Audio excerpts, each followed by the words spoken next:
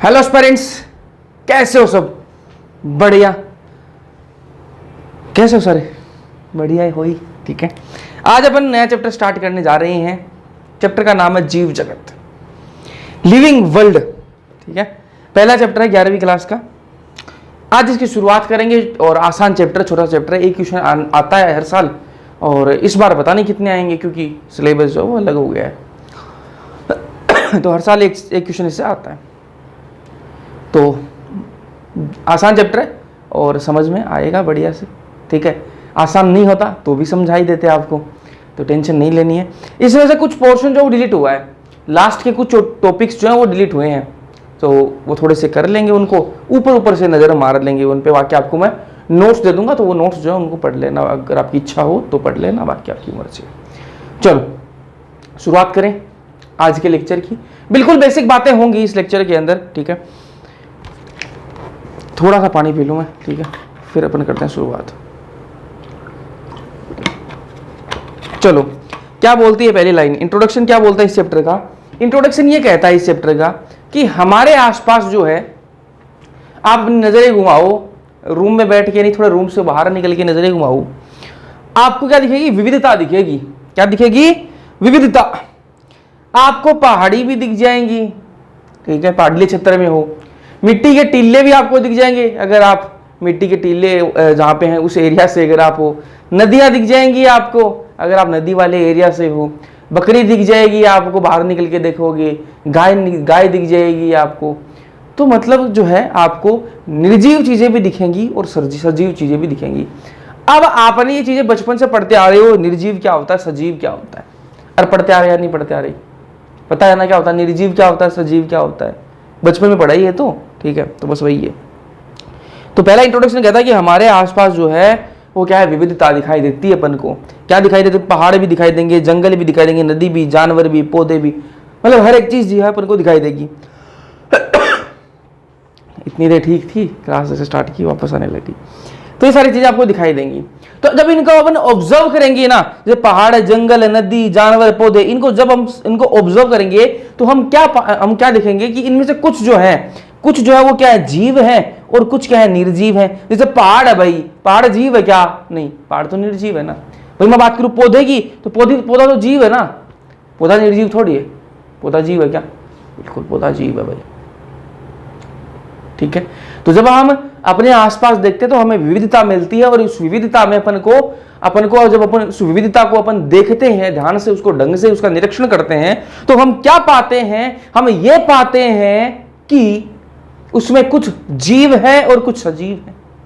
अपने घर में रूम से बाहर निकल के देखना, आपको पेड़ पौधे भी दिखाई देंगे, कुछ चिड़िया भी आपको दिखाई दे जाएंगी, ठीक है, और बाहर आपको कुछ निर्जीव चीजें भी दिखाई देंगी, ठीक है। तो आपको बहुत सारी चीजें दिखाई देंगी। यही क्या विविधता है। अब एनसीईआरटी 2 क्वेश्चन पूछती है पहले पैराग्राफ के अंदर ही, अगर आप इस चैप्टर को पढ़ोगे तो आपको दिखाई देंगे। एनसीईआरटी कहती है, एक क्वेश्चन पूछती है कि जीव क्या है, और दूसरा क्वेश्चन पूछते हैं जीवन का उद्देश्य क्या। पहला क्वेश्चन एनसीईआरटी ये पूछती है कि जीव क्या है, और दूसरा पूछते हैं जीवन का उद्देश्य क्या है। जीव क्या है भाई? जीव किसको बोलोगे? एक तो निर्जीव हो गया, ठीक है, जिसमें जीव नहीं है वो निर्जीव हो गया, और दूसरा जीव, लिविंग, किसको बोलेंगे? जीव किसको बोलेंगे अपन? अभी आज का जो लेक्चर है वो इसी जीव पर ही आधारित रहेगा कि जीव बोलेंगे यार किसको। तो 2 क्वेश्चन पूछ रहे, जीव क्या है और जीवन का उद्देश्य क्या है। जो पहला क्वेश्चन है जीव क्या है, ये आपका विज्ञान से रिलेटेड क्वेश्चन है, जीव क्या है। दूसरा क्वेश्चन जो है जीवन का उद्देश्य क्या है, ये थोड़ा सा दार्शनिक क्वेश्चन है, फिलोसॉफी से रिलेटेड क्वेश्चन है। तो एनसीईआरटी क्या कहती है कि हम क्या है? वैज्ञानिक हैं। हम क्या है? हम वैज्ञानिक। फील आई क्या? हम क्या है? वैज्ञानिक। एनसीईआरटी लिखती है भाई ये बात कि हम वैज्ञानिक हैं। तो हम कौन सा क्वेश्चन का आंसर देना पसंद करेंगे? हम दार्शनिक वाले क्वेश्चन का आंसर देना पसंद करेंगे, या फिर जो विज्ञान से संबंधित क्वेश्चन उसका? भैया विज्ञान से, वैज्ञानिक तो विज्ञान से संबंधित क्वेश्चन का ही आंसर करेगा। तो विज्ञान से संबंधित कौन सा क्वेश्चन है? वो है आपका जीवन क्या है। जीव क्या है उसकी अपन बात करेंगे, और जीवन का उद्देश्य क्या है। भाई आपको पूछे कि आपके जीवन का उद्देश्य क्या है, तो वो साइंस से रिलेटेड नहीं हो जाएगा ना, फिर वो तो आपका फिलोसॉफिकल क्वेश्चन हो जाएगा, दार्शनिक क्वेश्चन हो जाएगा कि भाई जीवन का उद्देश्य क्या है। तो फिर आप अलग अलग अपने उद्देश्य जो है वो बताओगे उसमें, ठीक है, जो भी आपको लगेगा। लेकिन जीव क्या है, है ना। ये तो साइंस से रिलेटेड है। जब हम साइंस पढ़ रहे हैं, बायोलॉजी साइंस का पार्ट है, तो ठीक है, अपन जब साइंस पढ़ रहे हैं तो अपन साइंस वाले क्वेश्चन ही जो है उनको डील करेंगे, ठीक है। जीव क्या है? जीव को कुछ विशिष्ट गुणों द्वारा परिभाषित किया जा सकता है। क्वेश्चन पूछा है जीव क्या है, और उसका आंसर मैंने क्या दिया है कि जीव को कुछ विशिष्ट गुणों द्वारा अपन क्या कर सकते हैं, परिभाषित कर सकते हैं। अपन को कहे कि भाई ये जीव को परिभाषित करो, तो क्या करेंगे अपन, कुछ गुण बताएंगे कि भाई ये गुण होने चाहिए। कोई भी अगर किसी को भी अगर अपन को जीव साबित करना कि भाई ये जीव है या नहीं है, तो उसमें ये गुण होने चाहिए। अगर ये गुण है तो अपन उसको जीव कह देंगे, अगर ये गुण नहीं है तो हम क्या है, उसको जीव नहीं कहेंगे। सीधी सी बात है भाई, ठीक है। तो जीव को परिभाषित करने के लिए कुछ गुण है, कौन से गुण है उनकी बात करेंगे, आगे चलते हैं। अब देखो जीव, तो अभी मैंने आपको बताया वही है, जीव को कुछ गुणों द्वारा परिभाषित किया जा सकता है। जीव जो है उसको कुछ गुणों द्वारा परिभाषित किया जा सकता है। अब मैं आपको कहूं कि जीव क्या है, तो उसको कुछ गुणों द्वारा परिभाषित किया जा सकता है। बोले ठीक बात है, मुझे आप एक बात बताओ, वो गुण कौन कौन से हो सकते हैं आपके हिसाब से? आपके हिसाब से जीव के अंदर कौन कौन से गुण होते हैं? किसी के अंदर वो गुण अगर हैं तो आप उसको जीव कह सकते हो। पहला तो भाई ऐसा हो कि एक गुण तो ये मैं बता दूं आपको, वृद्धि करता हो, ठीक है। कोई वृद्धि कर रहा है भाई, कोई गाड़ी कभी वृद्धि करता देखो, देखिए क्या भाई, आपने गाड़ी है उसको कभी वृद्धि करते हुए देखा है? देखा है क्या भाई? आज तो गाड़ी लेके आए थे, 5 सीटर गाड़ी थी और कल वो हो गई 7 सीटर गाड़ी हो गई। हुई है क्या ऐसे कभी? अपने आप वृद्धि कर गई क्या? अरे नहीं करती, ठीक है। बस भाई 52 सीटर थी, अब भाई बड़ी हो गई, बस लाए थे तब तो 52 सीटर थी, अब बड़ी हो गई, अब 100 सीट आ जाती है उसमें। ऐसे होता है क्या? नहीं होता। पहले लाए थे हम तो खरीद के लाए थे, तब तो बाइक ही थी हमारे पास में, अब वो बड़ी हो गई, आज गाड़ी बन गई। ऐसे होता है क्या? वृद्धि करती है? नहीं करती। तो वृद्धि जो है आपको कहां देखने के लिए मिलती है? वृद्धि जो है किसके अंदर आपको देखने मिलती है? भाई पेड़ जो है लगाया था छोटा सा था, अब बड़ा हो गया वो पेड़। बच्चा जन्मा था तब छोटा सा था, अब बड़ा हो गया, 6 फुट का हो गया। बताओ तो ये वृद्धि है या नहीं है? ठीक है। तो वृद्धि किसके अंदर? जीवों के अंदर देखी जाती है, ठीक है भैया। निर्जीव के अंदर नहीं देखी जा सकती क्या? देखी जा सकती है। कैसे? अभी बताऊंगा ना। तो जीवों के अंदर वृद्धि होती है, पहली बात तो ये है ना। अपन अभी नॉर्मली सोच रहे हैं कि जब भी आपको कोई पूछे कि भाई जीव के अंदर कौन कौन से गुण होते हैं, तो सबसे पहले दिमाग में आता है कि भाई जीव की हाइट बढ़ती है, ठीक है। तो वृद्धि तो होती है ना जीव के अंदर, बिल्कुल ये बात आती है अपने दिमाग में। दूसरा जो आती है, जो दूसरा गुण आता है अपने दिमाग में, वो आता है जनन। कि कोई भी अगर जीव है ना तो जनन तो पक्का करेगा, जनन पक्का करेगा, ठीक है। मतलब जनन जो है वो जीव ही कर सकता है। भाई कल पता चला कि भाई गाड़ी लाए थे हम तो, और कल गाड़ी लाए थे और 1 साल बाद में जो है गाड़ी 2 गाड़ियां बन गई, भाई बच्चे दे दिए गाड़ी ने हमारे, 2 छोटी छोटी बाइक बन गई हमारे। ऐसा होता है क्या? अरे नहीं होता, ठीक है। तो निर्जीव चीजें जो है वो जनन नहीं करती, जीव ही जनन करते हैं। बिल्कुल भैया, जनन वाली बात भी हमें समझ में आ गई। तीसरा पॉइंट बताता हूं आपको, उपापचयी क्रियाएं। उपापचयी क्रियाएं क्या होती हैं? इंग्लिश में जिसको मेटाबॉलिज्म कहा जाता है। यार ये मेटाबॉलिज्म होता क्या है, पहले तो आपको वो पता होना चाहिए। मैं ये कह रहा हूं शरीर के अंदर भाई बहुत सारी केमिकल रिएक्शन होती हैं, जो मैंने आपको पढ़ाया भी था। कहां पे पढ़ाया था मैंने आपको पढ़ाया था डाइजेशन वाले चैप्टर में, ठीक है। वहां पर मैंने बताया था कि ग्लूकोज को कैसे तोड़ते हैं, सारी रिएक्शन बताई थी मैंने आपको, है ना, कि कार्बोहाइड्रेट को कैसे तोड़ते हैं, प्रोटीन को कैसे तोड़ते हैं, रिएक्शन बताई थी। तो इस प्रकार की बहुत सारी रिएक्शन जो है वो शरीर के अंदर चलती रहती हैं। और बहुत सारी जो क्रियाएं, जो रिएक्शंस शरीर के अंदर चलती हैं, उन सारी क्रियाओं को मिलाकर क्या नाम दे दिया गया है? उपापचयी क्रियाएं। मेटाबॉलिज्म उन्हीं को कहा जाता है। शरीर के अंदर जो रिएक्शन चलती हैं, उन सारी रिएक्शंस को मिला के एक नाम दे दिया गया है। क्या नाम दे दिया गया है? मेटाबॉलिक रिएक्शन, मेटाबॉलिज्म या फिर उपापचयी क्रियाएं। ठीक बात है। तो मैंने आपको क्या बताया? वृद्धि होती है जीवों के अंदर, बिल्कुल होती है। जनन जीव ही करते हैं, कोई भी निर्जीव जो है वो जनन नहीं करता। तीसरी बात मैंने आपको बताई, उपापचयी क्रियाएं ये शरीर के अंदर होती हैं। चौथी चीज मैं आपको क्या बताऊं? चेतना। भैया चेतना क्या होता है? चेतना, अरे लड़की का नाम नहीं है चेतना। चेतना मतलब ये समझो कि आपके पास कोई आसपास घटना हो रही है, आपके वातावरण में कुछ हो रहा है, तो आपको पता लगता है नहीं लगता? अरे बाहर सर्दी पड़ रही है, पता लगता है नहीं लगता? लगता है ना। गर्मी पड़ रही है, लू चल रही है, पता लगता है नहीं लगता? लगता है। यही क्या है? चेतना है, ठीक है। उसके अलावा भैया ये तो हमें ही पता लगता है, गाय भैंसों को थोड़ा ना पता लगता है। अरे पता लगता है उनको भी, सर्दी में बांध के देखो बार, ठीक है, तो उनको पता लगता है। भैया पेड़ पौधों भी तो जीव है, उनको पता लगता है क्या? लगता कैसे नहीं, ठीक है। बहुत सारे जो पेड़ पौधे हैं, जो बहुत सारे पौधे ऐसे हैं जिनके फूल जो है आपको सर्दियों में देखने के लिए मिलते हैं, नवंबर दिसंबर में देखने के लिए मिलेंगे। तो उनको पता है, मौसम का पता लग रहा है, बाहर क्या कैसा वातावरण है, तो उस पता लग रहा है, तभी तो वो सर्दियों में पता दे रही हैं, फूल दे रहे हैं, वरना तो वो गर्मियों में दे देंगे, उनको पता नहीं लगता। भाई गेहूं जो है, ठीक है, वो कौन सी फसल में वो अपन बोते हैं, उनको सर्दियों में बोते हैं ना, रब्बी वाली फसलें बोते हैं ना। अब रब्बी खरीफ छोड़ो, ठीक है, उसमें फंस जाओगे, वरना सर्दियों में बोते हैं ना गेहूं। क्यों बोते हैं भाई? थोड़ी सी उनको सर्दी चाहिए होती है, ठीक है, गर्मियों में नहीं बोते ना, तो उनको पता लगता है कि बाहर वातावरण कैसा है। तो मतलब हर एक जीव जो है, जितने भी अगर वो जीव होगा तो उसमें चेतना तो होगी ही होगी। समझ में आ रही है नहीं आ रही?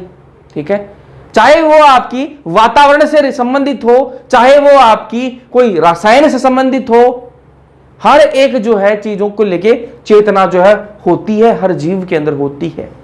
जैसे मैं आपको एग्जांपल दूं, कोई ऐसा कोई घास है जिसके अंदर कुछ ऐसा केमिकल है जो आपके जो पशु हैं अगर वो खा लेंगे तो उनका जो है वो पचेगा नहीं। अगर ऐसा कोई घास है ना तो उसको उस घास को कभी खाएंगे नहीं। वो कौन नहीं खाएंगी? जो पशु है वो कभी खाता ही नहीं उसको। आप उसको काट के, उस घास को काट के लाके उसके सामने रख दो, नहीं खाएगा वो। उसको पता है कि अगर खाया तो ये तो परेशान करेगा अपन को। क्यों? क्योंकि उसमें चेतना है। ठीक बात है। तो ये पॉइंट समझ में आया आपको? क्या बताया मैंने आपको? वृद्धि बताई, ठीक है भैया, समझ में आई। चेतना बताई मैंने आपको, उपापचय क्रिया बताई मैंने आपको, उसके अलावा मैंने आपको बताया जनन। अब एक और है आपका कोशिकीय संगठन। क्या होता है कोशिकीय संगठन? यार कोई भी जीव जो है, चाहे वो एक कोशिकीय हो चाहे वो बहुकोशिकीय हो, ठीक है, चाहे वो यूनिसेलुलर हो चाहे वो मल्टीसेलुलर जीव हो, अगर वो जीव है तो वो कोशिका का तो बना हुआ होगा। अरे होगा या नहीं होगा? होगा ना। कोई निर्जीव कोशिका का बना होता है क्या? कोई निर्जीव चीज कोशिका की बनी हुई होती है क्या? भैया हम लाए थे पेन खरीद के, वो कोशिका का बना हुआ है, उसमें माइटोकॉन्ड्रिया घूमता है। अरे होता है क्या ऐसा? नहीं होता। तो जितने भी जीव हैं वो क्या है? कोशिका के बने हुए होते हैं। अगर वो बहुकोशिका के हैं, बहुकोशिकीय जीव हैं, तो वो बहुत सारी कोशिकाओं से मिलकर बने हुए होंगे। अगर वो एक कोशिकीय जीव है तो वो एक कोशिका का बना होगा, लेकिन कोशिका का बना हुआ होता है। ये 5 पॉइंट्स मैंने आपको बताए। अब आपको एक बात बताता हूं मैं, उसी अगर वो बात ध्यान से सुन लिया आपने और आपको समझ में आ गई तो बस आज का लेक्चर सफल हो जाएगा। क्या लाइन बोल रहा हूं मैं ये लाइन बोल रहा हूं कि ये जो मैंने 5 पॉइंट हो गए, क्या 1 2 3 4 5, ये 5 पॉइंट मैंने आपको बताया। कौन सा? वृद्धि, जनन, चेतना, उपापचय क्रियाएं, उसके अलावा मैंने आपको बताया कोशिकीय संगठन। ये 5 पॉइंट बताए मैंने आपको। अब ये 5 पॉइंट में से अपन को चेक करना है कि इनमें से कौन सा पॉइंट जो है वो जीव को सही ढंग से परिभाषित करता है। ये 5 पॉइंट मैंने आपको बताया और मैंने आपको कहा कि ये जीवों के अंदर होते हैं, लेकिन अपन को यह देखना होगा कि इनमें से कौन सा पॉइंट ऐसा है जो सही ढंग से जीवों को परिभाषित करता है। भैया हमें कैसे पता लगेगा कि कौन सा जो पॉइंट है वो सही ढंग से परिभाषित करता है? तो उसके लिए मैं आपको पॉइंट बता रहा हूं कि अगर ये क्राइटेरिया अगर पूरा कर रहा है, ये कंडीशन अगर पूरी कर रहा है कोई भी पॉइंट, तो हम बोल देंगे कि वो ढंग से परिभाषित कर रहा है। भैया वो कौन कौन सी कंडीशन है जो पूरी करनी है इन पॉइंट्स को? वो कंडीशन है आपकी ये। क्या कंडीशन है? ये देखो भाई। तो परिभाषित करने वाले जो अभिलक्षण हैं, ये 5 क्या है? आपके अभिलक्षण हैं, कैरेक्टर हैं, ठीक है, गुण हैं। अभिलक्षण क्या होता है? कैरेक्टरिस्टिक्स, ठीक है, इंग्लिश में गुण बोल दो, फीचर बोल दो, ठीक है। तो परिभाषित जीव को परिभाषित करने वाले अभिलक्षण किसको मानेंगे? उसको मानेंगे जो सभी जीवों में उपस्थित हो, ठीक है। सारे के सारे जो जीव हैं सब में वो होना चाहिए, बिना किसी अपवाद के, ठीक है। ऐसा नहीं है कि भाई बाकी तो सब में पाया जाता बस भैंस में नहीं होता। अरे ऐसा नहीं होना चाहिए। मतलब सब के सारे जीवों के अंदर अगर वो गुण पाया जा रहा है, अगर वो लक्षण पाया जा रहा है, तो पहली कंडीशन पूरी हो गई, ठीक है। दूसरी कंडीशन क्या है? दूसरी कंडीशन यह है कि वो अभिलक्षण या फिर वो गुण किसी भी निर्जीव में नहीं होना चाहिए। किसी भी निर्जीव में नहीं होना चाहिए। तो ये दो कंडीशन है, जो ये 5 पॉइंट, इन 5 पॉइंट्स में से जो पॉइंट ये दोनों कंडीशन पूरी कर देगा वो क्या होगा, जीव को सही ढंग से परिभाषित करने वाला अभिलक्षण होगा। अरे समझ में आई या नहीं आई बताओ। मैंने आपको कहा कि जीव के अंदर ये 5 गुण जो अपन को सामान्य तौर पर देखने के लिए मिलते हैं, है ना, ये 5 पॉइंट मिलते हैं, जीवों के अंदर मिलते हैं, लेकिन मिलते तो हैं, लेकिन जीव को सही ढंग से परिभाषित करने वाला अभिलक्षण अपन उसी को बोलेंगे जो 2 कंडीशंस पूरी करे। कौन सी भैया, कौन सी कंडीशन? पहली कंडीशन है कि वो अभिलक्षण जो है, वो गुण जो है, वो सभी के सभी जीवों में होना चाहिए, कोई अपवाद नहीं चाहिए कि भैया ये अपवाद है इसके अलावा सभी नहीं, सारे के सारे जीवों में होना चाहिए बिना किसी अपवाद के। अगर पहली कंडीशन पर टिक लग रहा है तो अपन अगली कंडीशन पर चलेंगे। अगली कंडीशन क्या है? अगली कंडीशन है कि वो गुण जो है वो सिर्फ जीवों के अंदर होना चाहिए, किसी भी निर्जीव के अंदर नहीं होना चाहिए। तो ये 2 अगर कंडीशन जो पूरी करेगा उसको क्या कहेंगे अपन कि भैया ये जीव को सही ढंग से परिभाषित करने वाला अभिलक्षण है। अब अपन को इन 5 पॉइंट्स को देखेंगे और देखेंगे कौन सा जो है वो सही ढंग से परिभाषित करने वाला अभिलक्षण है। ध्यान से देखना भाई, चलेंगे एक एक को करके पढ़ेंगे। सबसे पहले बात करेंगे अपन किसकी? कोशिकीय संगठन की बात करेंगे, सेलुलर ऑर्गेनाइजेशन की बात करेंगे। तो मैं आपको बता दें कि सभी जितने भी जीव है ना, जितने भी जीव हैं सारे के सारे क्या है? कोशिका से बने हुए होंगे। ठीक है, चाहे वो एक कोशिकीय जीव हो चाहे वो बहुकोशिकीय जीव हो, लेकिन उनमें कोशिका तो होगी ही होगी। और समझ में आ रही है या नहीं आ रही? आ रही है। ठीक है, ये मोबाइल है भाई, कोशिका है क्या इसमें? अरे नहीं है कोशिका इसमें, इसमें कहां माइटोकॉन्ड्रिया घूम रहा है बताओ। ठीक है, कोशिका नहीं है इसमें। ठीक है, मुझे याद आई क्या? तो जितने भी जीव हैं सारे के सारे क्या हैं? सभी की जो है कोशिका से, अगर एक कोशिका के बना हुआ तो कोशिका से बना हुआ होगा, और अगर बहुकोशिकीय जीव है तो कोशिका के संगठन से बना हुआ होगा।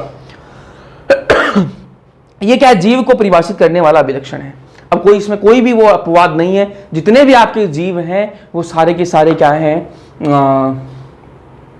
जितने भी जीव हैं सारे के सारे सब में क्या है? आपको कोशिका जो संगठन या फिर कोशिका जो है वो देखने के लिए मिलेगी, कोई भी अपवाद नहीं है।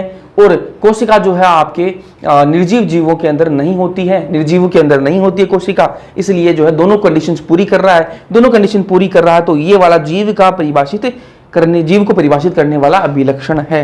ठीक है, तो एक तो हो गया भाई, एक तो हमें मिल गया। कलर मैं ले लेता हूं और इसको हाईलाइट मार देता हूं। एक तो हमें मिल गया, 5 में से एक पॉइंट तो हमें मिला ऐसा कि वो क्या सही ढंग से परिभाषित करने वाला अभिलक्षण है। तो ये 5 पॉइंट मैंने आपको बताए थे, 5 में से एक तो जो है वो तो पास हो गया। अगला पॉइंट देखते हैं, आ जाओ। अगला वृद्धि, ग्रोथ। अब आप एक चीज मुझे बताओ भाई, एक बात मुझे बताओ आप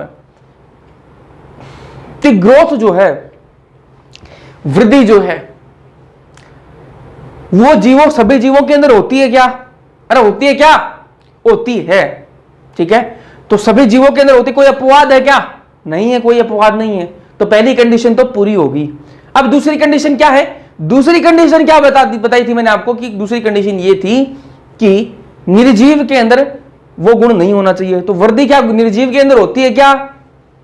भैया आपने भी तो कहा था गाड़ी जो है वो कभी बढ़ती नहीं, मोटरसाइकिल जो है वो कभी बढ़ती नहीं, साइकिल बड़ी होकर कभी मोटरसाइकिल नहीं बनती, और मोटरसाइकिल बड़ी होगी कभी गाड़ी नहीं बनती। तो मतलब वृद्धि तो नहीं होती, वृद्धि नहीं होती मतलब क्या है? खत्म हो गया मामला। ये भी क्या है? इसको भी बोल देते हैं कि ये भी अभिलक्षण है, परिभाषित करने वाला अभिलक्षण। अरे नहीं, निर्जीव चीजें भी क्या करती हैं? वृद्धि करती हैं। कैसे करती हैं अभी बताऊंगा आपको, है ना। तो वृद्धि पहले तो ये समझो कि क्या है? अपरिवर्तनीय परिवर्तन है। वृद्धि क्या है?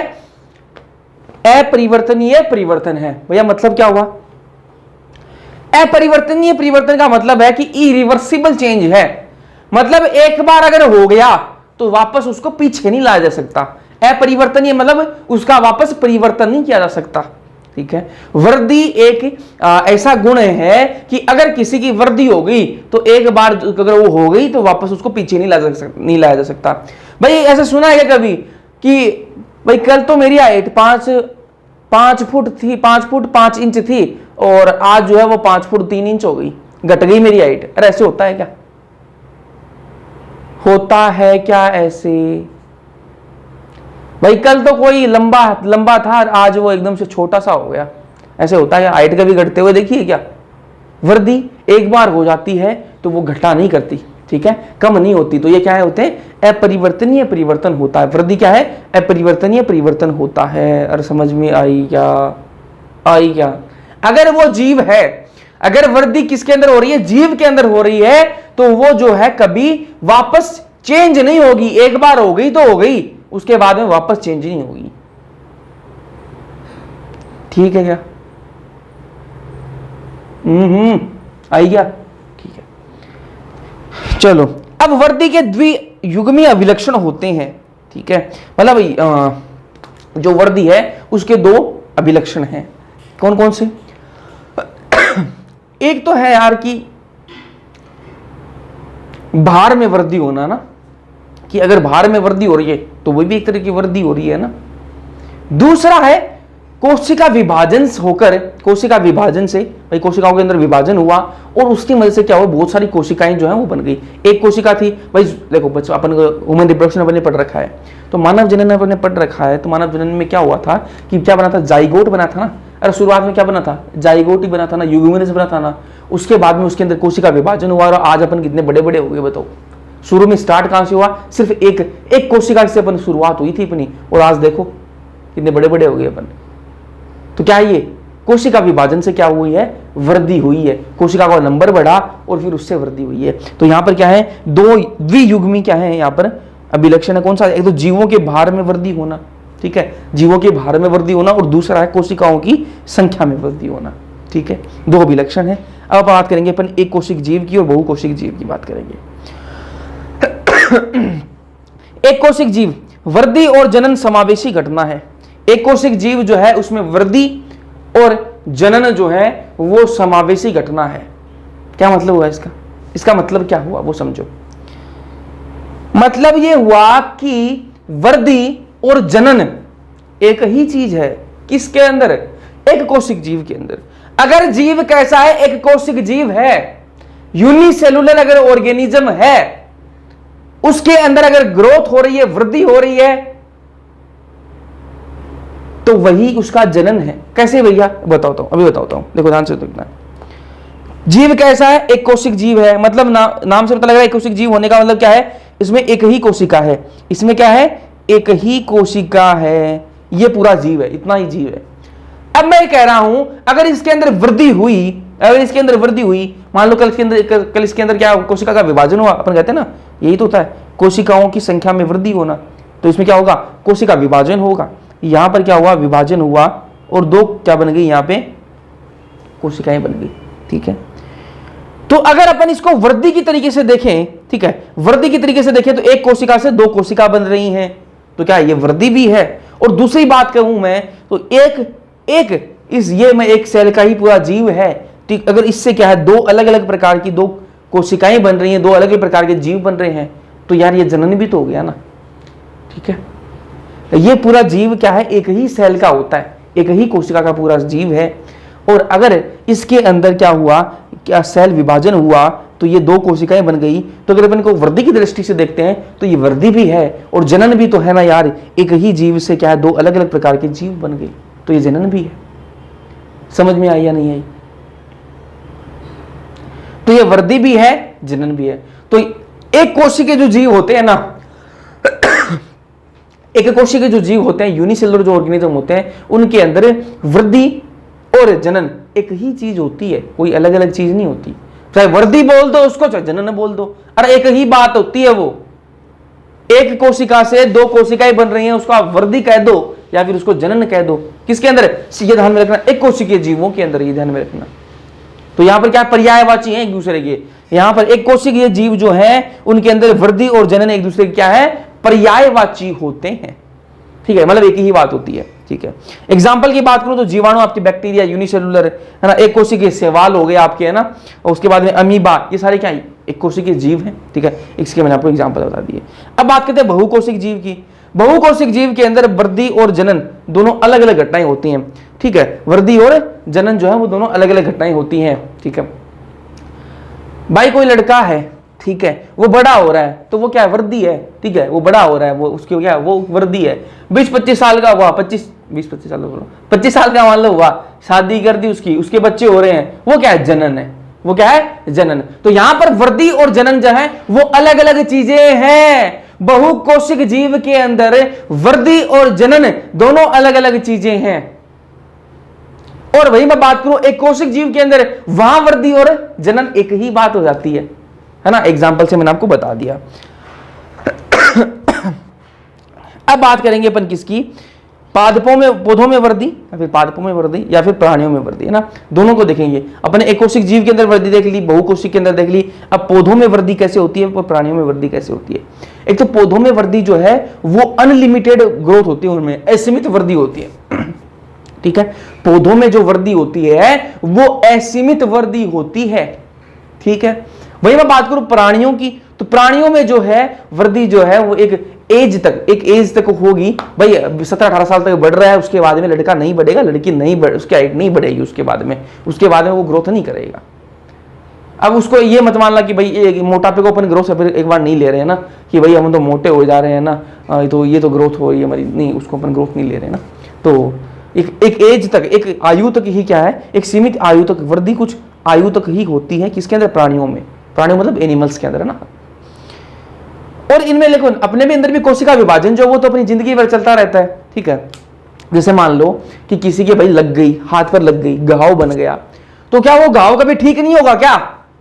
अरे लग गई, स्किन पूरी छिल गई, है ना, चमड़ी पूरी हट गई वहां से, तो क्या वो ठीक नहीं होगी? कभी कभी ठीक हो जाएगी ना 5-7 दिन में।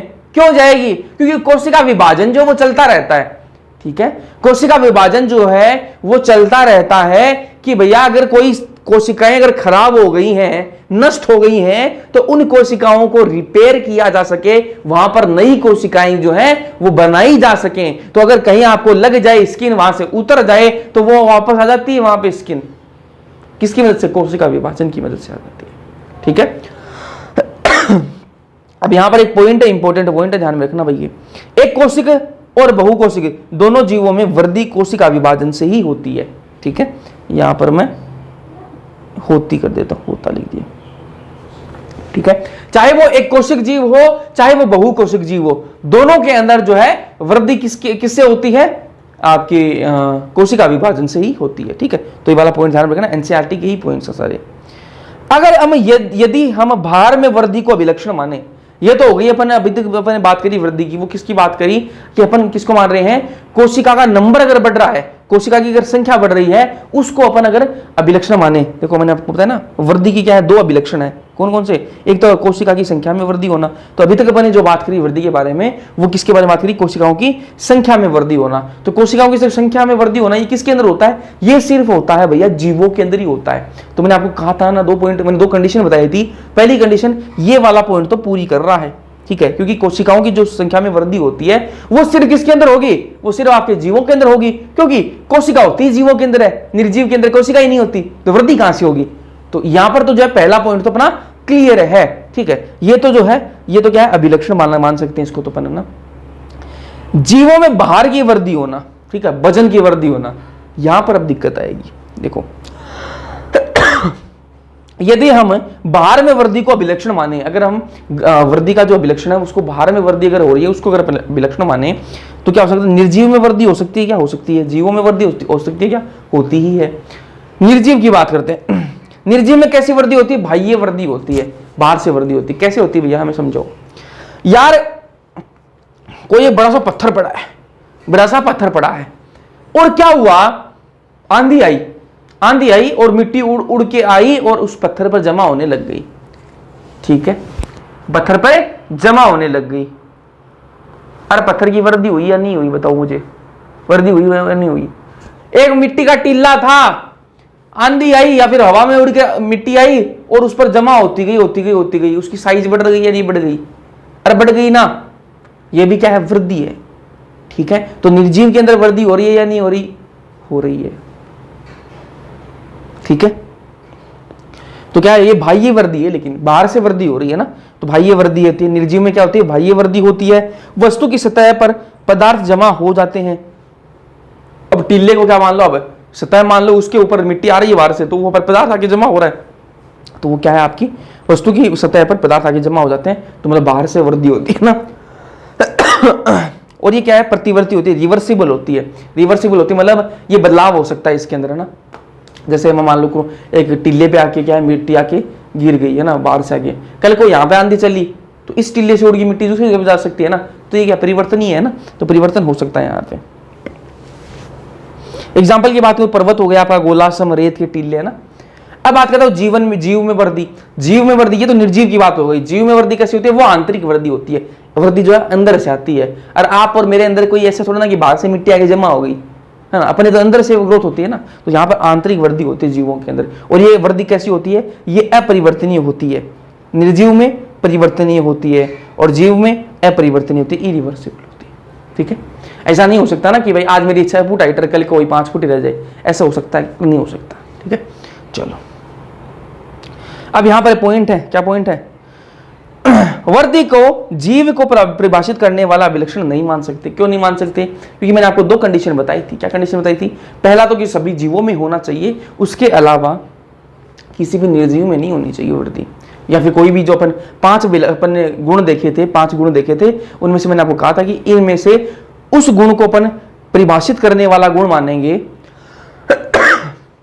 या फिर परिभाषित करने वाला लक्षण मानेंगे जो ये 2 कंडीशन पूरी कर देगा। यहां पर जो है एक कंडीशन ही पूरी हो रही है भैया, कौन सी हो रही है, कि सारे के सारे जो हैं वो ग्रोथ करते हैं, सारे के सारे जो जीव हैं वो वृद्धि करते हैं, ये कंडीशन तो पूरी होगी। लेकिन दिक्कत यहां आ गई कि निर्जीव जो हैं वो भी वृद्धि करते हैं। अगर निर्जीव वृद्धि नहीं करते ना तो हम बोल देते वृद्धि क्या है, जीव को परिभाषित करने वाला विलक्षण है। लेकिन यहां क्या हो रहा है, यहां पर निर्जीव भी वृद्धि करने लग गया, तो यहां पर तो दूसरी कंडीशन जब फेल हो गई तो यहां पे जो है ये जो वृद्धि वाला जो गुण है, ये जो वृद्धि वाला विलक्षण है, ये जीव को परिभाषित करने वाला विलक्षण नहीं है। तो ये पॉइंट देखो भाई, वृद्धि को जीव को परिभाषित करने वाला विलक्षण नहीं मान सकते क्योंकि निर्जीव भी वृद्धि करते हैं। अरे समझ में आई या नहीं आई, आई। अगला पॉइंट चलेंगे, जनन की बात करेंगे, इंग्लिश में रिप्रोडक्शन। अब मुझे एक बात बताओ कि जनन जो है वो सभी जीवों में होता है या नहीं होता। अरे होता है क्या, जीवों के अंदर तो होता है, सभी जीवों के अंदर होता है क्या भाई, बात करेंगे ना। उसके अलावा किसी निर्जीव के अंदर जनन हो सकता है क्या, अरे नहीं हो सकता। क्यों नहीं हो सकता, क्योंकि हम पेन खरीद के लाए कल और आज वो जो है नया पेन उसने दिया नहीं, नया बच्चा नहीं जन्म दिया उसने कि भाई पेन लाया था तू, ये पेंसिल तो ले ही ले, कम से कम ले, पेंसिल जन्म दूंगा मैं तेरे, ऐसा थोड़ा ना होता है ना। चलो, तो निर्जीव के अंदर तो नहीं होता, तो एक कंडीशन तो पूरी करता है ये। पहली कंडीशन तो अपन बाद में देखेंगे, पहले दूसरी कंडीशन देख रहे हैं। दूसरी कंडीशन मैंने क्या बताया था कि निर्जीव के अंदर वो गुण नहीं होना चाहिए, तो जनन वाला गुण जो है वो किसी निर्जीव में तो नहीं होता। ये कंडीशन तो पूरी है। लेकिन जो पहली कंडीशन है वो क्या है, वो ये है कि वो विलक्षण सिर्फ जीवों के अंदर होना चाहिए और सभी जीवों के अंदर होना चाहिए। अब सभी जीवों के, ये जीवों के अंदर तो होता है जनन का, लेकिन सभी के अंदर होता है क्या, ये भी देखेंगे। चलो आ जाओ। जनन क्या है, एक जैविक प्रक्रिया है, बायोलॉजिकल प्रोसेस है, पता ही अपन को ये बात है ना। माता पिता के समान संतति उत्पन्न करना, मतलब जनन का मतलब क्या है, माता पिता की समान संतति उत्पन्न करना। भाई गाय का जो बच्चा होगा वो बछड़ा ही होगा, ठीक है, और भैंस का भाई वो पाडा होगा, ठीक है, बछड़ा ही बोलते हैं ना, कुछ को नहीं समझेगा पाडा क्या होता है, ठीक है। ठीक है, द्विखंडन अभी कुछ दे रखे हैं अपनी एनसीईआरटी में ना, कुछ ये एसेक्सुअल के जो सेक्सुअल रिप्रोडक्शन है, अलैंगिक जनन है, उसके कुछ तरीके हैं, ठीक है, ये आपको नाम याद रख लेने हैं। द्विखंडन बाइनरी फिजन किसके अंदर होता है, बैक्टीरिया, पैरामीशियम, अमीबा। इसके एग्जांपल आपको याद रखना कि द्विखंडन के एग्जांपल कौन कौन से हैं, ठीक है। मुकुलन बडिंग किसके अंदर होती है, यीस्ट और हाइड्रा के अंदर होती है, ये बस इतना आपको ध्यान रखना है, इसके अलावा जरा डिटेल में नहीं जाना है। बीजाणु स्पोर्स ये किसके अंदर होते हैं, कवक फंजाई के अंदर होता है। वास्तविक पुनर्जनन ट्रू रीजनरेशन किसके अंदर पाया जाता है, प्लेनेरिया। प्लेनेरिया क्या है, एक चपटा कर्मी है, ये अपन एनिमल किंगडम में पढ़ेंगे, फ्लैट वॉर्म है, ठीक है। वास्तविक पुनर्जनन का मतलब क्या है कि प्लेनेरिया को आप बीच से काट दो, ये क्या है 2 प्लेनेरिया बना लेगा, ठीक है, नीचे वाला भी दूसरा पूरा प्लेनेरिया बन जाएगा, ठीक है। मान लो कि कल को भाई मेरे हाथ से कहना है आप मैं बन सकता हूँ पूरा, अरे नहीं बन सकता यार, नहीं बन सकता।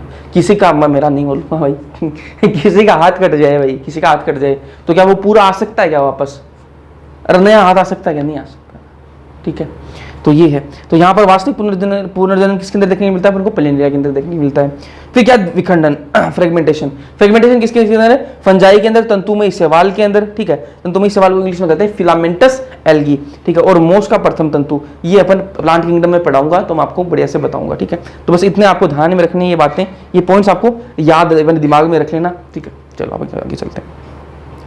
कोई भी निर्जीव जो है वो जनन नहीं करता है, कोई भी निर्जीव जो है वो जनन नहीं करता, ठीक है। मैंने आपको बताई दी ये बात। तो कोई भी निर्जीव जनन नहीं करता, तो अपना दूसरा पॉइंट, दूसरी कंडीशन थी वो तो टिक मार्क हो गई ना। अब बात करते हैं अपन कि सारे के सारे जीव जो हैं वो जनन करते हैं क्या? अपवाद है क्या? कुछ है भैया यहाँ पे अपवाद हैं, कुछ ऐसे जीव है जो जनन नहीं करते। तो सभी जीव जनन नहीं करते, सभी जीव जो है वो जनन नहीं करते। भैया कौन से जीव ऐसे हैं जो जनन नहीं करते? सबसे पहली बात मैं आपको बताऊं कि ऐसे ह्यूमन कपल जो इनको अपन कहते हैं इनफर्टाइल ह्यूमन कपल, जैसे अपन पढ़ा भी था, अपन ने कहाँ पे पढ़ा था भैया? जनन स्वास्थ्य के अंदर अपन पढ़ के भी आए हैं कि जो इनफर्टाइल ह्यूमन कपल होते हैं वो बच्चे पैदा नहीं कर सकते, ठीक है। अरे मानव युगल, ठीक है, कपल को युगल बोलते हैं ना। अरे मानव जोड़ा, ऐसा मानव जोड़ा जो क्या है? इनफर्टाइल है, वो बच्चे पैदा नहीं कर सकते। चाहे वो फिर सहारा ले ले किसी का, टेस्ट ट्यूब बेबी, वो तो तकनीक हो गई ना। अपनी नेचुरल तरीके से वो क्या है? बच्चे पैदा नहीं कर सकते। तो वो क्या है? जीव नहीं है क्या? ऐसे वो इंसान वो जीव नहीं है क्या? जीव तो है ही भाई वो, ठीक है। अगर आप सिर्फ जनन को एक क्राइटेरिया बना दोगे कि भैया हम तो उसी को जीव मानेंगे जो जनन करता हो, तो भैया ऐसे कपल कहां जाएंगे? वो तो फिर जीव नहीं हो जाएंगे, निर्जीव हो जाएंगे, ठीक है। तो ये क्या है? आपके जनन नहीं करते। कौन? क्या लिख रखा है? अनुर्वर मानव युगल, इनफर्टाइल ह्यूमन कपल बोलते हैं। दूसरा बंदे कामगार मधुमक्खी, वर्कर हनी बी, मैंने आपको बताया भी था, अपन ने पढ़ा ये चैप्टर, बाकी तो हटा दिया इनसे एनएमसी ने, लेकिन अपन ने पढ़ा था हनी बी वाला, अपन ने डिटेल में पढ़ा था, वहाँ मैं आपको बताया भी था कि जो वर्कर हनी बी हैं वो क्या है? बच्चे पैदा नहीं कर सकती। कौन सी करती हैं बच्चे पैदा? कौन सी करती हैं? वो करती हैं आपकी, बच्चे बोल रहा हूँ यहाँ पर हनी बी से ही लेना ना। तो वो आपकी जो रानी मधुमक्खी है वही नई मधुमक्खी जो पैदा करती है, बाकी जो वर्कर हनी बी होती हैं, वर्कर मधुमक्खी होती हैं, ये जो है बच्चे पैदा नहीं कर सकती, ठीक है। फिर है आपका खेसर या खच्चर, ठीक है। खच्चर तो सुना होगा, खेसर याद रख लेना, नाम आ सकता है ना। खच्चर सुना होगा सबने, देखा भी होगा, ठीक है। तो खच्चर जिसको इंग्लिश में म्यूल कहते हैं, ये भी बच्चे पैदा नहीं कर सकता ना। तो आपको थोड़ा सा बात बताऊंगा खच्चर के बारे में, मैंने आपको बताया भी शायद। खच्चर जो है उसके पापा जी कौन है? वो खच्चर के पिताजी कौन है? खच्चर के पिताजी हैं गधे जी, ठीक है, गधा प्रसाद, ठीक है। गधा क्या है आपका? इसका पिताजी है, और इसकी मम्मी जी कौन है? वो है घोड़ी जी, ठीक है। तो ये है, ध्यान में रखना आपको ना। ये अपन ने वहाँ पढ़ा था एनिमल ब्रीडिंग वाला जो चैप्टर है, ठीक है, उसके अंदर अपन ने पढ़ा था ये, लेकिन अब वो हट चुका है चैप्टर, ठीक है। दुख तो बहुत हुआ, ठीक है, लेकिन कोई दिक्कत नहीं है। चलो खच्चर, क्योंकि आसान था वो थोड़ा सा, खच्चर है ना। तो ये आपको ध्यान में रखना। तो खच्चर जो है वो बच्चे पैदा नहीं कर सकते। तो भैया नए खच्चर कैसे बनते हैं? भाई वो वैसे बनते हैं ना कि पिताजी गधे और मम्मी जी घोड़ी, ठीक है, उन्हीं दोनों के जो क्रॉस से क्या है नया खच्चर बनाया जाता है, ठीक है। तो खच्चर खुद बच्चे पैदा नहीं कर सकता, तो ये आपको ध्यान में रखना। तो खच्चर को खच्चर बेचारा भाग रहा है, आप उसको क्या बोल सकते हो? क्या ये भाई निर्जीव है? ये तो निर्जीव है बोल सकते हो? नहीं बोल सकते, ठीक है। तो ये है कि जनन जो है वो सभी जीवों के अंदर नहीं होता है। तो जीव को परिभाषित करने वाला अभिलक्षण नहीं है। दोनों कंडीशन पूरी नहीं कर रहा, दोनों कंडीशन, एक कंडीशन ही पूरी कर रहा, दूसरी कंडीशन पूरी नहीं कर रहा, इसलिए क्या कहेंगे अपन कि ये परिभाषित करने वाला अभिलक्षण नहीं है, क्योंकि यहां पर अपवाद नहीं। इसमें मैंने क्या कहा था कि सभी जीवों में होना चाहिए बिना किसी अपवाद के, यहां अपवाद आ गया तो बस के बाद खत्म हो जाती है। आगे चलते हैं। अगला पॉइंट है उपापचयन, मेटाबॉलिज्म। मेटाबॉलिज्म बताया था ना आपको, मेटाबॉलिज्म क्या होती है? अलग अलग प्रकार की रिएक्शन चलती है अपनी बॉडी के अंदर, कुछ जो है वो चीजें बनाती हैं और कुछ तोड़ने का काम करती हैं। कुछ रिएक्शन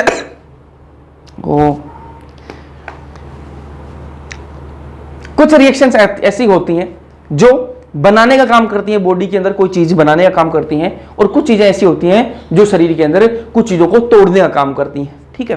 तो ऐसी जो रिएक्शन जो बनाने का काम करती है उनको कहते हैं अपन एनाबोलिज्म, है ना, एनाबोलिक रिएक्शन। और दूसरी जो तोड़ने का काम करती है उनको बोलते हैं केटाबोलिज्म। तो केटा मतलब काट काट काट, तो तोड़ने का काम करते हैं ना, ठीक है।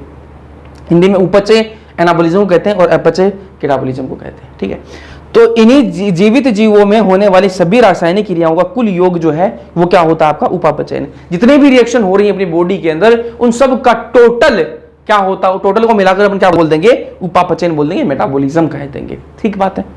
तो जीव को परिभाषित करने वाला अभिलक्षण है ये जो है मेटाबॉलिज्म, जो है वो आपको हर एक जीव के अंदर आपको देखने के लिए मिलेगा, चाहे वो एक कोशिक जीव हो, चाहे वो बहुकोशिक जीव हो, चाहे वो कैसा भी जीव हो, सबके अंदर आपको मेटाबॉलिज्म जो है वो होता हुआ दिखाई देगा। तो अगर मेटाबॉलिज्म हो रहा है सभी जीवों के अंदर बिना किसी अपवाद के लिए, तो बिना किसी अपवाद के, तो पहला जो कंडीशन है वो तो पूरी हो रही है। दूसरी कंडीशन क्या है, निर्जीव के अंदर होता है क्या भैया, ये निर्जीव के अंदर नहीं होता, तो दूसरी कंडीशन भी पूरी, दोनों कंडीशंस पूरी, तो जो क्या कर सकते हैं अपन, ये जीव को परिभाषित करने वाला अभिलक्षण हो जाएगा। तो ये क्या है, जीव को परिभाषित करने वाला अभिलक्षण हो जाएगा। ठीक बात है, आगे चलते हैं। ये कुछ लाइन्स है यहाँ पे, इसको ध्यान से देखना है ना, सारी एनसीईआरटी की लाइन है ना। क्या लिखता है एनसीईआरटी, लिखती है उपापचय, यहां से स्टेटमेंट आ सकता है ना, तो इसलिए ये लाइन यहाँ पे ऐड की गई है। उपापचय क्रियाओं को शरीर के बाहर टेस्ट ट्यूब में प्रदर्शित किया जा सकता है। जो शरीर के अंदर अपने रिएक्शंस हो रही है, जैसे ग्लूकोज को तोड़ने का काम हो रहा है, ये भी क्या उपापचय क्रिया है। तो इसको क्या अपन बाहर, बॉडी से बाहर भी कर सकते हैं, टेस्ट ट्यूब के अंदर। टेस्ट ट्यूब जानते हो, प्रखनली, ठीक है, कांच की होती है ना, कभी देखी होगी लैब के अंदर, स्कूल में। तो जो टेस्ट ट्यूब है उसके अंदर ये रिएक्शन करवा सकते हैं, बिल्कुल करवा सकते हैं। ठीक है, तो पहले क्या है, उपापचय क्रियाओं को शरीर के बाहर टेस्ट ट्यूब प्रखनली में प्रदर्शित किया जा सकता है, बिल्कुल किया जा सकता है। दूसरा पॉइंट कहता है शरीर से बाहर प्रखनली में की गई उपापचय क्रियाएं न तो जैव है और ना ही निर्जीव है। भाई आप शरीर से बाहर कोई भी क्रिया जो है, मेटाबॉलिक रिएक्शन जो है, अगर उसको टेस्ट ट्यूब में आप लैब के अंदर करवा रहे हो, तो वो ना तो जीव है और ना ही वो निर्जीव है। ठीक है, उसको अपन कुछ नहीं बोल सकते, वही वो रिएक्शन ना तो जीव है, ठीक है, ना वो निर्जीव है ना, वो ना तो जीव है ना निर्जीव है। ठीक है, फिर अगला ही पॉइंट लिखती है एनसीईआरटी का, लिखती है पात्रे में एकाएकी उपापचय क्रियाएं जैविक नहीं है लेकिन निश्चित ही जीवित क्रिया है। ठीक है, क्या कहता है कि भैया जो आप बाहर पात्र मतलब जो आप टेस्ट ट्यूब के अंदर जो रिएक्शन आप कर रहे हो वो ना तो निर्जीव है ना जीव है। पहला पॉइंट तो ये लिखती है। फिर अगला पॉइंट ही क्या लिखती है कि जो टेस्ट ट्यूब में आप रिएक्शन कर रहे हो वो निर्जीव तो नहीं है, ठीक है, और वो जीव भी नहीं है, लेकिन वो जीवित क्रिया जरूर है। वो जो रिएक्शन अंदर चल रही है ना, वो रिएक्शन क्या है, वो उसको क्या बोल सकते हैं अपन, जीवित क्रिया कह सकते हैं। तो अपने दिमाग में बैठा लेना कि जो रिएक्शन है वो जैव भी नहीं है, निर्जीव भी नहीं है, ठीक है, लेकिन वो जीवित क्रिया जरूर है। ठीक है, ये अपने दिमाग में बैठा लेना। तो स्टेटमेंट जो है, ये दोनों पॉइंट जो है आपको कंफ्यूज कर सकते हैं, इसलिए इनको ऐसे के ऐसे याद रख लेना, स्टेटमेंट जो इंपॉर्टेंट है। ठीक है, तो पात्रे में एकाकी उपापचय क्रियाएं जैविक नहीं है, लेकिन जैविक तो नहीं है लेकिन निश्चित रूप से वो जीवित क्रिया जरूर है। ठीक है, ये वाला पॉइंट आपको ध्यान में रखना है। तो 3 पॉइंट अपन ने, सॉरी 4 पॉइंट अपन ने क्लियर कर लिए ना, 4 पॉइंट हो गई क्या, हाँ 4 पॉइंट अपन ने क्लियर कर लिए। 4 ही बताए, 5 बताए थे मैंने आपको कि 5 पॉइंट जो है इनमें से अपन देखेंगे कौन कौन से जो है जो सही ढंग से जो परिभाषित करने वाले हैं, जीव को परिभाषित करने वाले हैं। अभी तक अपन को कौन से पॉइंट मिले ऐसे, पहला अपन को जो कोशिका का संगठन है वो मिल गया अपन को। दूसरा अपन को क्या पढ़ा अपन ने, वर्दी, वो नहीं होता तो उसको छोड़ देंगे, है ना। उसके अलावा अपन जनन पढ़ा, जनन भी नहीं होता तो उसको भी छोड़ देंगे। फिर अपन ने पढ़ा मेटाबॉलिज्म, मेटाबॉलिज्म होता है, सही ढंग से परिभाषित कर देता है। तो 4 पढ़े, उनमें से 2 करते हैं, 2 नहीं करते। 5वां आपका चेतना, इंग्लिश में कहते हैं इसको कॉन्शियसनेस कहते हैं, चेतना। मैंने आपको बताया भी कि भाई बाहर के वातावरण से आप क्या है, आप उसको सेंस कर सकते हो कि भाई बाहर सर्दी पड़ रही है, गर्मी पड़ रही है, बाहर क्या आंधी आ रही है, तूफान आ रहा है, सेंस कर सकते हैं नहीं कर सकते। तो सभी जीव जो है, चाहे वो जानवर हो, चाहे वो इंसान हो, चाहे वो पेड़ पौधे हो, सारे के सारे जीव जो है अपने वातावरण को सेंस कर सकते हैं। ठीक है, तो चेतना क्या है, सभी जीव अपने आसपास या पर्यावरण के प्रति संवेदनशील होते हैं। ठीक है बात है क्या, ठीक है। तो पेड़ पौधे भी जब संवेदनशील होते हैं, मैंने आपको बता दिया कैसे होते हैं। ठीक है, तो ये भी क्या है, जीव को परिभाषित करने वाला अभिलक्षण है। किसी भी निर्जीव के अंदर आपको चेतना जो है वो नहीं मिलेगी। ठीक बात है क्या, ठीक बात है भैया, किसी भी निर्जीव के अंदर आपको चेतना जो है वो नहीं मिलेगी। चेतना सिर्फ और सिर्फ आपको जीवों के अंदर मिलेगी, और जीवों के अंदर भी बिना किसी अपवाद के आपको क्या है, चेतना मिलने वाली है। तो ठीक बात है क्या, ठीक बात है। तो दोनों कंडीशन यहां पे पूरी हो रही हैं। पहली कंडीशन क्या थी कि सभी जीवों के अंदर होनी चाहिए बिना किसी अपवाद के, भैया टिक मार दो, कंडीशन पूरी हो रही है। दूसरी कंडीशन कौन सी थी कि किसी भी निर्जीव के अंदर नहीं होनी चाहिए, दूसरी कंडीशन भी भैया पूरी हो रही है। तो दोनों कंडीशन जब पूरी होगी तो हम क्या कह सकते हैं कि चेतना क्या है, चेतना जीव को परिभाषित करने वाला अभिलक्षण है। ठीक है, तो चेतना क्या है, जीव को परिभाषित करने वाला अभिलक्षण है। कह रहे ठीक है या ठीक है भैया। अब यार एक लास्ट पॉइंट अपन पढ़ेंगे, वो कौन सा? सब चेतन। ठीक है, चेतना पढ़ लिया, अब सब चेतन पढ़ते हैं। क्या होता है सब चेतन? इंग्लिश में कहते हैं इसको सेल्फ कॉन्शियसनेस। ठीक है, ये आपने सुना भी होगा। अगर आप बड़े लोग जो हैं, जो थोड़े पैसे वाले लोग हो जाते हैं, थोड़े से अपनी लाइफ में थोड़े सक्सेस हो जाते हैं, तो उनकी बातें लोग सुनते हैं। ठीक है, आप हो जाओगे तो आपको भी सुनेंगे। तो सेल्फ कॉन्शियसनेस जो है वो बोलते हैं कि हाँ सेल्फ कॉन्शियसनेस, सर ये फलाना ढिमकाना, ये सारी बातें बोलते हैं ना। तो सेल्फ कॉन्शियसनेस होती क्या है यार? सेल्फ कॉन्शियसनेस हिंदी में आप सब चेतन कहते हैं इसको। मतलब क्या है इसका? इसका मतलब ये है कि आप खुद जो है वो अवेयर हो। ठीक है, आपके खुद के पास अपना दिमाग होना चाहिए। ठीक है, कोई भी चीज के लिए, वही सब चेतना है। ठीक है क्या? ठीक है, तो ये सिर्फ मानव में होती है। सब चेतना जो है, सब चेतन जो है सिर्फ मानव में होती है। चेतना सभी जीवों में होती है, लेकिन सब चेतन वो सिर्फ मानव में पाया जाता है भाई। ठीक है, सब चेतन सिर्फ मानव में पाया जाता है। ठीक है, ठीक है, खुद के लिए अवेयर होना वो सिर्फ क्या है? मानव के अंदर पाया जाता है। ठीक बात है क्या? ठीक बात है। तो ये सब चेतन सिर्फ मानव में होता है। तो आपको कंफ्यूज करेगा वो क्वेश्चन देखिए, चेतना और सब चेतन में आपको कंफ्यूज मारेगा। तो बोल देना भैया चेतना दया में कंफ्यूज मत करो। चेतना जो है वो सभी जीवों में पाई जाती है, किसी निर्जीव में नहीं होती। लेकिन अगर आप सब चेतन की बात करोगे तो वो सिर्फ मानव में होती है। अगर सिर्फ मानव में है तो दुनिया में सिर्फ इस धरती पर सिर्फ मानव ही जीव थोड़ी ना है, बहुत सारे जीव है। मानव तो कुछ भी नहीं है उसके सामने। तो मानव में सिर्फ मानव में है तो पहली कंडीशन ही पूरी नहीं हो रही, दूसरी कंडीशन पे जाने की मतलब ही नहीं बनता। ठीक है, तो सभी जीवों में अगर होती तो हम दूसरी कंडीशन पे जाते, पहली कंडीशन यहाँ पे पूरी नहीं होती। तो क्या बात हो गई? सब चेतन जो है वो भी क्या है? परिभाषित करने वाला विलक्षण नहीं है। तो जीव को परिभाषित करने वाला विलक्षण नहीं है, क्योंकि सिर्फ मानव में होता है। ये बात आपको ध्यान में रखनी है। अब जीव का सबसे स्पष्ट और तकनीक रूप से जटिल गुण कौन सा है? वो चेतना ही है। ठीक है,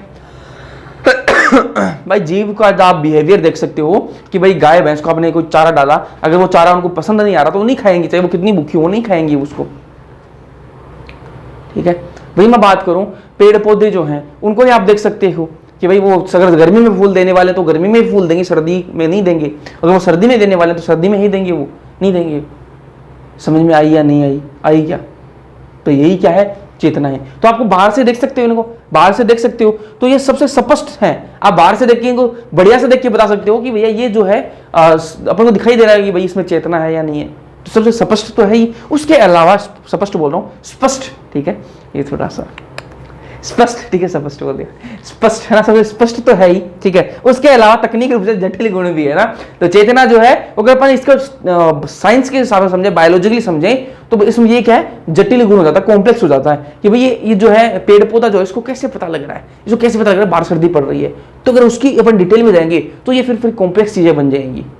ठीक है, देखने में अपन को स्पष्ट पता लग रहा है कि ये है, लेकिन ये वैसे क्या है? कॉम्प्लिकेटेड है। तो ये कौन सा है? चेतना। अगर आपको क्वेश्चन पूछे कि जीव का सबसे स्पष्ट और स्पष्ट बोला वहां पे स्पष्ट, ठीक है, और तकनीकी रूप से जटिल गुण कौन सा है? वो चेतना है, कॉन्शियसनेस। ठीक है, अब एक लाइन और लिख रखी है एनसीईआरटी ने, इंपॉर्टेंट है, ध्यान से सुनना।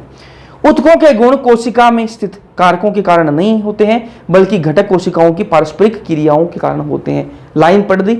अब बात आपको इसको मतलब बताता हूं। ये बात तो आपको पता ही होगी कि बहुत सबसे जो छोटी इकाई है वो कौन सी है? कोशिका है। बहुत सारी कोशिकाएं मिलकर क्या बनाती हैं? ऊतक बनाती हैं। बहुत सारे ऊतक मिलकर एक अंग बनाते हैं, और बहुत सारे अंग मिलकर एक अंग तंत्र बनाते हैं, और अंग तंत्र मिलकर एक पूरे शरीर बनाते हैं। ये बात तो पता ही होगी आपको। मैं ये कह रहा हूं कि किसी ऊतक के अंदर अगर कोई गुण है ना, किसी ऊतक के अंदर अगर कोई गुण है, किसी टिश्यू के अंदर कोई भी गुण है, तो वो गुण जो है ना तो उस ऊतक का है, ठीक है, ना उस ऊतक को बनाने वाली कोशिकाओं के अंदर है वो गुण। ठीक है, मैं ये कह रहा हूं आपको, मैं डायग्राम समझाता हूं इस चीज को कि ये एक ऊतक है, ये क्या है? एक ऊतक है।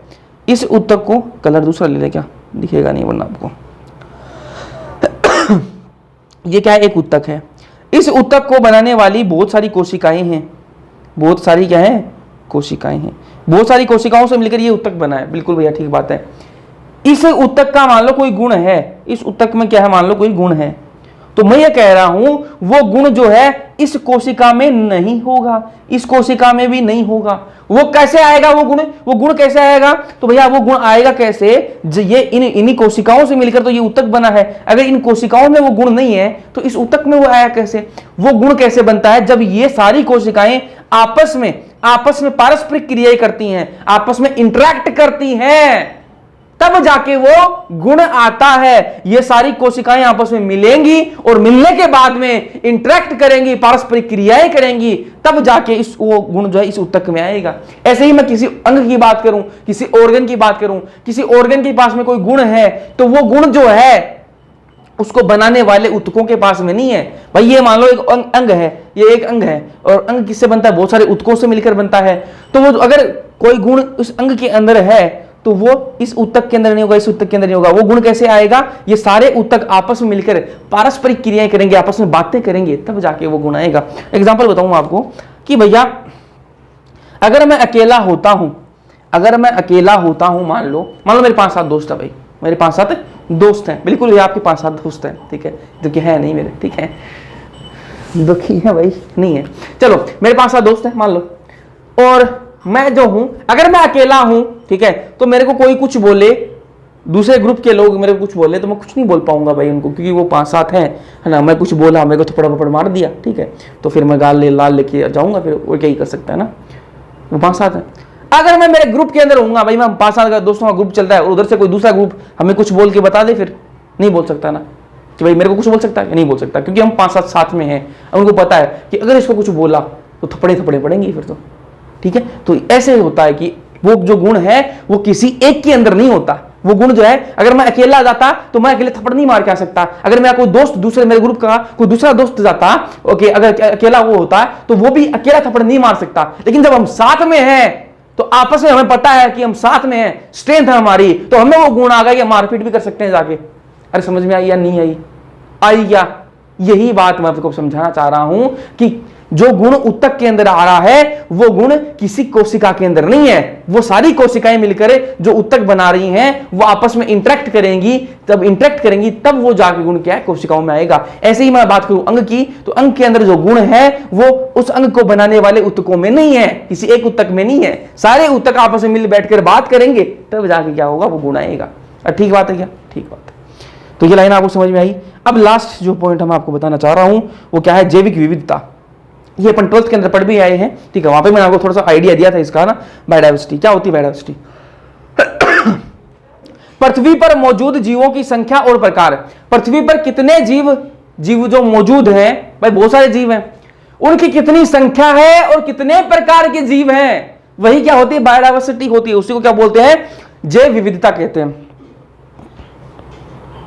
यहां पर एनसीईआरटी जो है वो एक डेटा मेंशन करती है। क्या डेटा है? वो डेटा ये है कि स्पीसीज की संख्या कितनी है, ठीक है, कितनी स्पीसीज की संख्या है। तो संख्या कितनी बताती है एनसीईआरटी? यहां पे बताती है 1.7 से 1.8 मिलियन बताती है। और कितनी बताती है? 1.7 से 1.8 मिलियन स्पीसीज है। अब यहां पर आपको पता है यूट्यूब का जो जमाना है, आपको सबको पता है कि 1 मिलियन में कितने होते हैं भाई, अपनी भाषा में 10 लाख होते हैं, नहीं होते हैं? अरे 1 मिलियन में कितने होते हैं? 10 लाख होते हैं। और 1.7 मिलियन में कितने हो जाएंगे? 1 मिलियन में अगर 10 लाख हैं तो 1.7 मिलियन में कितने हो जाएंगे? और 17 लाख हो जाएंगे या नहीं हो जाएंगे?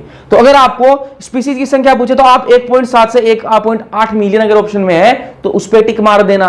और अगर आपको लाख में उसको कन्वर्ट करके दे रखा है तो बोल देना भाई 17 से 18 लाख होते हैं, ठीक है। लेकिन आप ऐसे मत कर लेना, यूनिट ध्यान में रखना, मिलियन और लाख में फर्क समझना।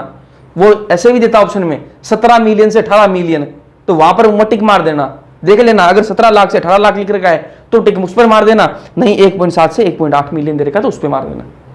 ठीक बात है। चलो अब बात करते हैं वर्गीकरण की। अब भाई इतने सारे जीव हैं, 17 लाख से 18 लाख, 1.7 मिलियन से 1.8 मिलियन जीव अगर हैं तो हमें क्या करना पड़ेगा भाई? वर्गीकरण करना पड़ेगा। मान लो एक कोई कोचिंग है भाई, कोई कोचिंग है, उसके अंदर 2 टापर पढ़ रहे हैं, तो 2 टापरों को एक साथ बिठा देगा? अरे बिठा देगा। अगर वो भाई कोई उनमें 11वीं का है, कोई उनमें 12वीं का है, कोई उनमें ड्रॉपर बैच का है, कोई उनमें फ्रेशर है, अरे समझ में आ रही नहीं, कोई उनमें इंग्लिश मीडियम का है, कोई उनमें हिंदी मीडियम का है, बताओ। तो वर्गीकरण करना पड़ेगा ना, उनको एक साथ थोड़ा ना बैठा सकते हैं भाई। 12वीं वालों को एक साथ बिठा दिया, 10वीं वालों को बिठा दिया, और वो प्री फाउंडेशन वाले 9वीं वाले आए हुए थे उनको 9वीं वालों को बिठा दिया एक साथ में, ऐसा कर सकते हैं क्या? नहीं कर सकते। तो क्या करना पड़ेगा अपन को? वर्गीकरण करना पड़ेगा। तो इतने सारे जीव हैं, इतने सारे जीव हैं, तो क्या करना पड़ेगा अपन को? वर्गीकरण तो करना पड़ेगा। तो वर्गीकरण क्या होता है? ठीक है, वर्गीकरण होता क्या है? वर्गीकरण समझो भाई, वर्गीकरण वह प्रक्रिया है जिसमें कुछ सरलता से दृश्य गुणों के आधार पर सुविधाजनक वर्ग में वर्गीकृत किया जा सके। जो अपन को दिखते हैं ऐसे गुण, जो अपन को बाहर से देखने पता लग रहा है कि भाई ये तो 9वीं क्लास का, पूछ लिया अपन ने 9वीं क्लास का है तो 9वीं के बैच में बैठाओ उसको, ठीक है। पूछ लिया भाई 12वीं क्लास में, 12वीं वाले बैच में बैठाओ। पूछ लिया हिंदी मीडियम का बैच है, हिंदी मीडियम वाले बैठाओ। तो ऐसे अपन करेंगे, बाहर से अपन को जो गुण दिख रहे हैं उसके हिसाब से देख के अपन उनको ग्रुप्स में उनको बांटेंगे, है ना, ग्रुप्स में उनको वर्गीकृत करेंगे। इसको क्या कहते हैं? वर्गीकरण कहते हैं, ठीक है। किसी भी चीज का अगर अपन वर्गीकरण कर रहे हैं, किसी भी चीज को अपन ऐसे विभाजित कर रहे हैं तो वो होता है वर्गीकरण है। लेकिन जब अपन जीवों का वर्गीकरण करते हैं तो उसको कहते हैं वर्गीकी, ठीक है। दूसरा टर्म आती है वर्गीकी, वर्गीकी इंग्लिश में कहते हैं इसको टेक्सोनोमी, ठीक है। तो ये क्या है? ग्रीक वर्ड है, पहली बात तो ये ध्यान रखना। जो टेक्सोनोमी है ये कैसा है? ग्रीक वर्ड है, ठीक है। तो सभी जीवों के गुणों के आधार पर, है ना, सभी जीवों को गुणों के आधार पर अलग अलग टेक्सा में वर्गीकृत करने की प्रक्रिया। अब टेक्सा क्या होता है वो अपने को मैं अगले लेक्चर में बताऊंगा, ठीक है। अभी इतना समझो कि गुणों के आधार पर भाई कुत्ते का गुण कैसा, बिल्ली का गुण कैसा, मेरा गुण कैसा, इंसान का गुण कैसा है, तो उन गुणों के आधार पर अपन क्या करेंगे? जीवों को अलग अलग टेक्सा में विभाजित करेंगे, वर्गीकृत करेंगे। उसको क्या कहते हैं अपन? वर्गीकी कहते हैं, ठीक है। टर्म टेक्सोनोमी किसने दी? ये आप एनसीईआरटी में तो नहीं, लेकिन पूछ लेते हैं कई बार, तो ध्यान रखिए नाम है, ठीक है। टेक्सोनोमी जो टर्म है वो दी किसने? वो दी एपीडी कैंडोले ने, ठीक है, एपीडी कैंडोले, ठीक है। और फादर ऑफ टेक्सोनोमी कौन है? वह केरोलस लिनियस है, ठीक है। यहां पढ़ेंगे अपन आज के लेक्चर में इतना ही, आगे क्या पढ़ेंगे अगले लेक्चर में। उम्मीद करता हूं मजा आया होगा आज के लेक्चर में, ठीक है। मजा आया तो लाइक कर देना, समझ में आया तो भी लाइक कर देना, नहीं आया तो मुझे बता देना, कमेंट सेक्शन में कमेंट जरूर बताना। वीडियो पसंद आया लाइक कर देना, अपने दोस्तों के साथ में शेयर कर देना। बाकी मिलते हैं अगले लेक्चर के अंदर, तब तक के लिए पढ़ते रहो।